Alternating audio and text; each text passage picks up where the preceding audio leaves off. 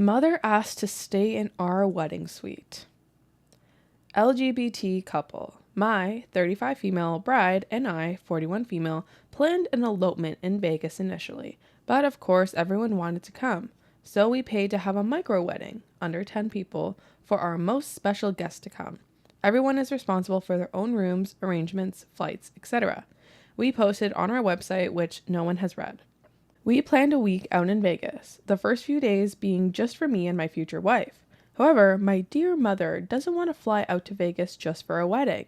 She's never been to Vegas, so she wants to make a whole trip out of it. To me, this is not a family trip.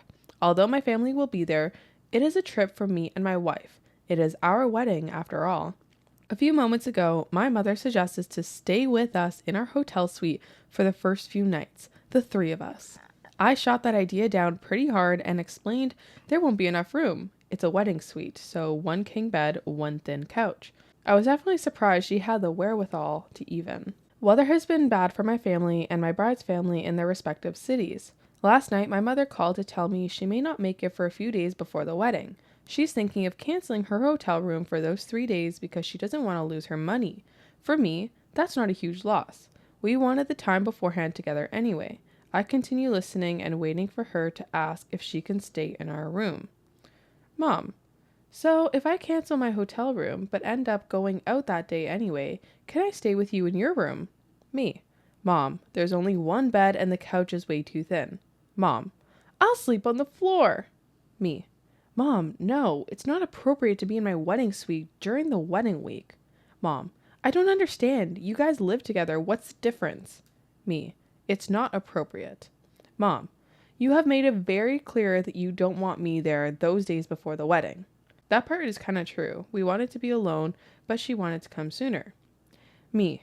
Mom, you know I've already bought tickets to events that include you, and we have brunch plans on this day as well. I'd rather you be safe, and if you have to fly out a couple of days later, then that's fine.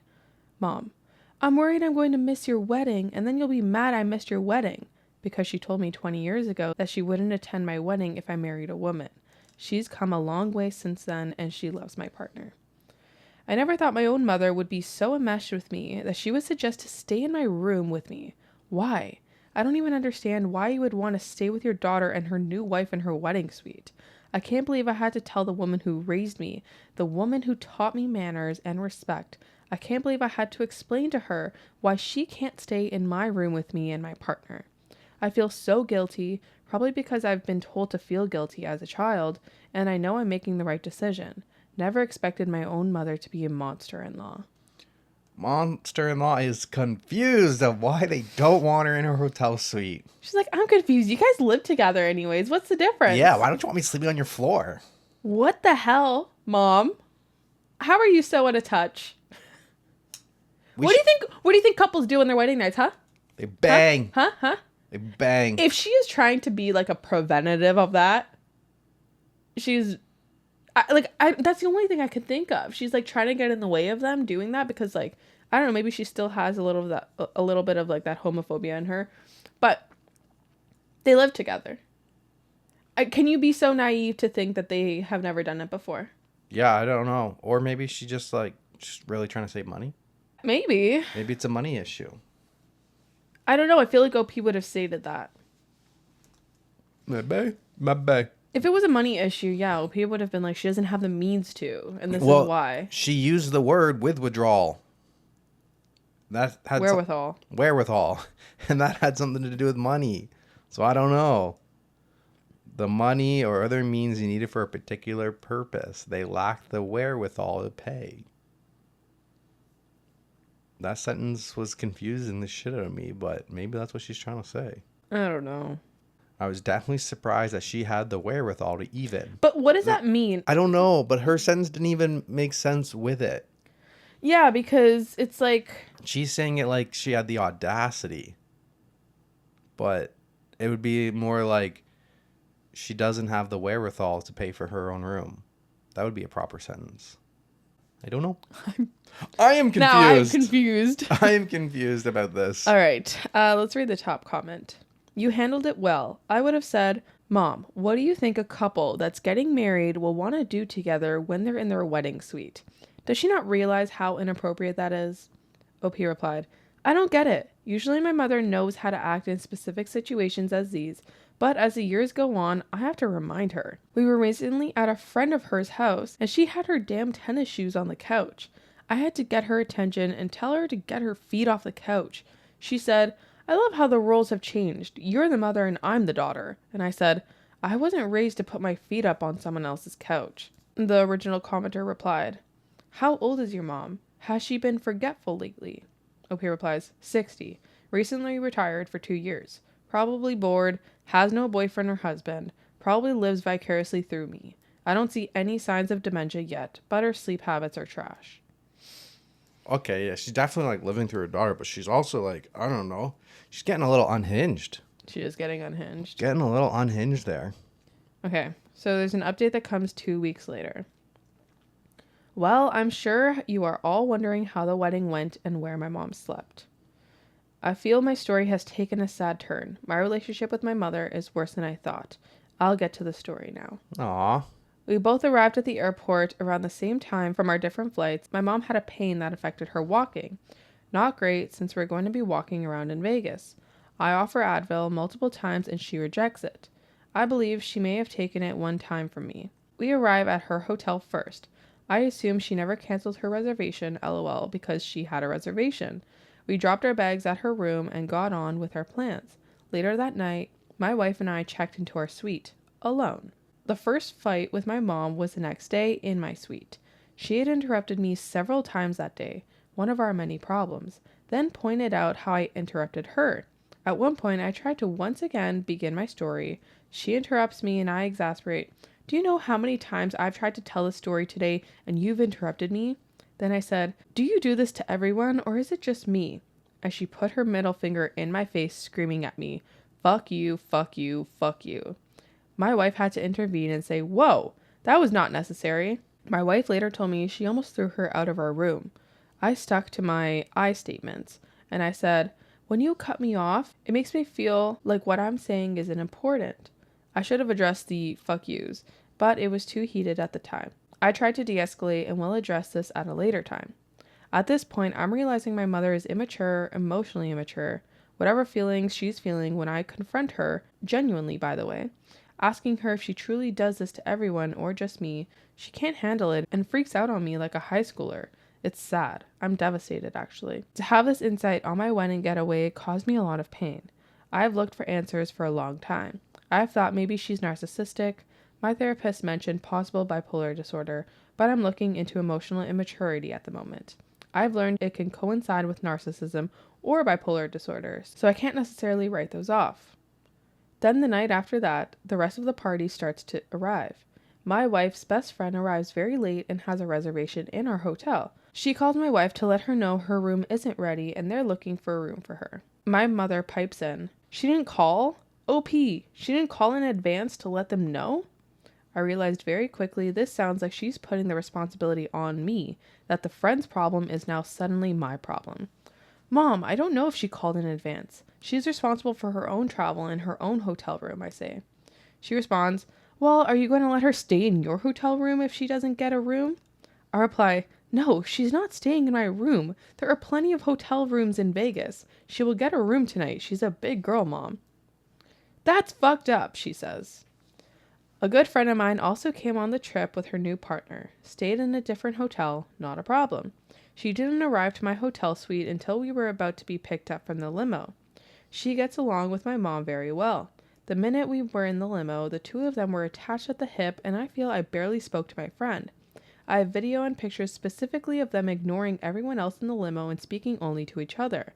I took them because I felt like the party was kind of separated in the limo. The wedding went off without a hitch. It was absolutely beautiful and I was so incredibly happy. Crying tears of joy, I hope, and not tears of how much pain I was in from the emotional week I had already. The next morning, my friend once again ignored me to have breakfast with her partner. We discussed in advance the time everyone was getting together, as she scheduled her reservation 30 minutes before. She sat at a different table and ate alone with her partner. We got a table next to her with 2 extra chairs, but she did not join us. She later asked my wife if I'm upset, and my wife responds, she thought she'd spend a little more time with you on the trip. I try to let the feeling go. I'm just devastated by the people I'm allowing in my life at the moment. I am really considering reevaluating these relationships. Later in my hotel that night, I receive a text from my good friend saying that she's taking off a little early from the trip, blames it on work. I don't really know why she even came, just for the vacation, I guess. I barely said 2 words to her in the 5 hours I saw her. Sad, sad, sad. I am so sad about this, about all of this. Other than the drama, I really enjoyed the trip. I had a lovely time with my wife and very happy with our hair and makeup, our vendors, and our ceremony. It was all so beautiful, and I am thankful they came to see us get married. I definitely had some insecurities before going on this trip, and it's a reality. I have issues with some people in my life. I am currently in therapy and had a discussion with my therapist about this. I'm certainly not going no contact or ghosting anyone after this, but discussions need to be had and therapy needs to continue. Books need to be read, and practice needs to be put in place. All I can do is commit myself to a healthy life in all ways, practice radical acceptance. If anyone has any advice on how to let go of the pain, accepting it, or trying to be less emotional about it all, I'm open ears. Thanks for listening. Relationships are hard, especially with emotional, immature people. Well, goddamn. What a emotional wreck. Not only is her mom just fucking with her, but then one of the friends she invited is also messing everything up. I find it interesting, though, like, if I was to, like, book something like this and, like a family... kind of like our wedding? Family... kind of like ours? Yeah, vacation or anything. I would want, like, everybody to stay in the same hotel. Like, imagine someone came and they're like, oh, we're not going to stay at the villa. We're going to stay at the closest hotel nearby. It's like... Yeah. Like, when we went to Vegas, like, you had Kat there.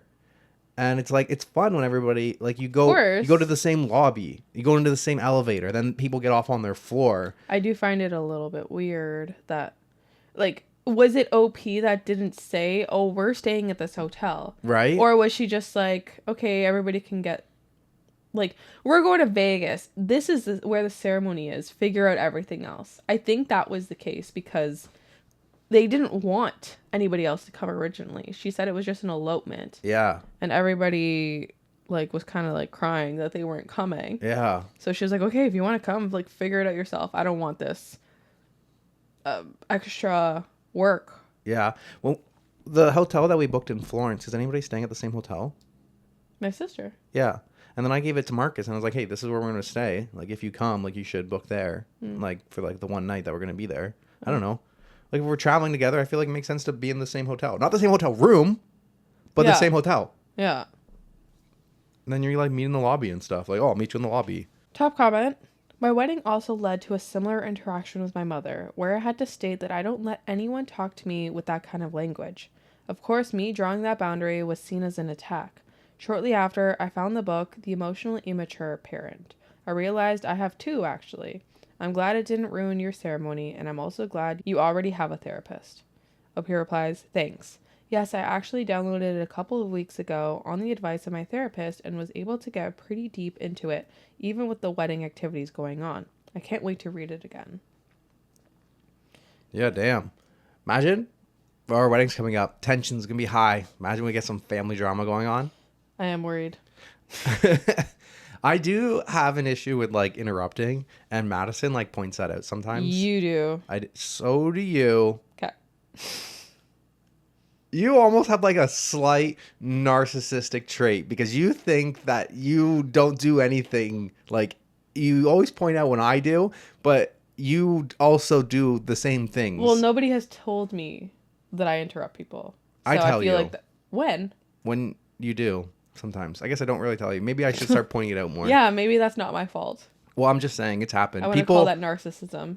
That's why I said small, slight trait, slight sliver, you know? I've pointed it out to you before. And yes, you and do I've worked to your on sisters it. Too. And I've worked on it, though. Like, Madison points it out, and I'm sorry, and then I shut the fuck up, and I stop interrupting for a bit. And then she points it out again.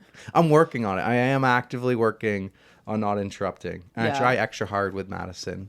It is frustrating to be interrupted, for sure. For sure. Yeah. Especially, like, all the time. Yeah. I feel like I'm not that bad. No. It's like sometimes. Yeah. There was one episode where people commented, and they're like, God damn, Denver doesn't stop interrupting. And I was shamed.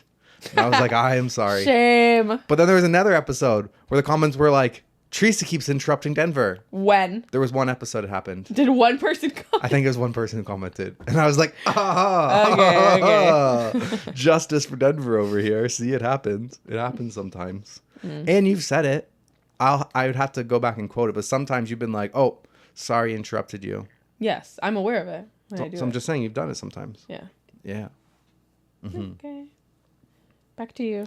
Okay.